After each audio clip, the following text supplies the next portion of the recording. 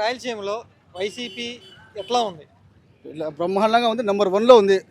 ఈ గతంలో కూడా ఉన్నది. ఏమంటే వాళ్ళ కొన్ని ఫ్రాడ్స్ ద్వారా ఈవీఎంల ద్వారా ట్యాంపరింగ్ చేసి మా వైసీపీ రాలే. ఈసారి ఘంటాపథంగా స్టేట్లో జగన్మోహన్ రెడ్డి గారు సీఎం అవ్వడం ఖాయం. ఇక్కడ మా ప్రొద్దుటూరులో రాచమ్మల్లు శివప్రసాద్ రెడ్డి గారు ఎమ్మెల్యేగా అవ్వడం ఖాయం. 2 ఏళ్ళగా అయింది, అప్పుడే ఎంత ధీమా అయింది మీకు? ఇప్పుడే చాలా బ్యాడ్ అయింది. అట్లా కూటమి ప్రభుత్వము ఒక విషయం చెప్పింది, ఒక విషయం చేయలే. ఇంతవరకు 60 ఏళ్ళ ఎవరికి ఇవ్వలే పెన్షన్, ప్లస్ మళ్ళీ దాంట్లో 50 ఏళ్ళ వాళ్ళకి ఇస్తామన్నాడు. అది కూడా అమలు చేయలే. ఇంటింటికి ఒక ఆడిపాపకి 1500 అమౌంట్ వేస్తామన్నారు.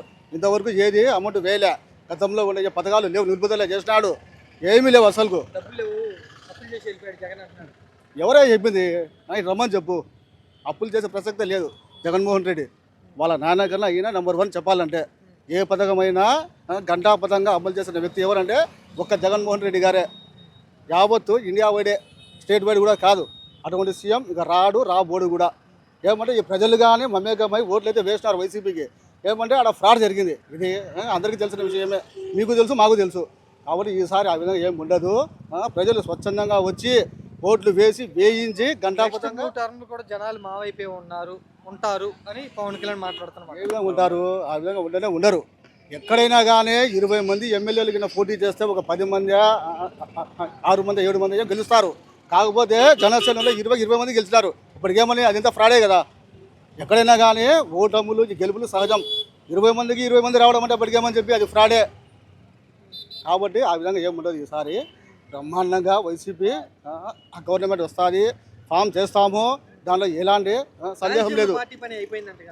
ఎవరే చెప్పింది? రాయలసీమ రతనాల సీమ, రాయలసీమ ప్రజలు వైసీపీకి అండా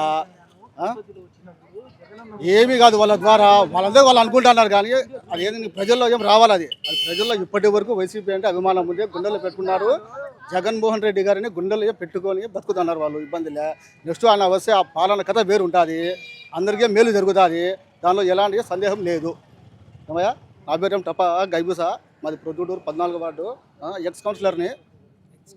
మీరు లోకేష్ గారు రెడ్ బుక్ అంటున్నారు, వైసీపీ వాళ్ళు డిజిటల్ బుక్ అంటున్నారు. రెడ్ బుక్ భయపడుతున్నారా వైసీపీ వాళ్ళు? ఆ సమస్యనే లేదు, భయపడే సమస్యనే లేదు. భయపడే సమస్య అయితే ఈ కార్యకర్తలు ఎప్పుడు ఆ విధంగా ఏం భయపడరు. ముందుకు వచ్చే వాళ్ళే. మంచి పనులకైతే చెడ్డ పనులకైతే దూరం ఉంటాం. అది మటుకు వాస్తవమే. ఏదైనా మా ద్వారా ప్రజలకు మేలు జరుగుతుందంటే ఎప్పుడైనా కానీ ముందుంటాం మేము.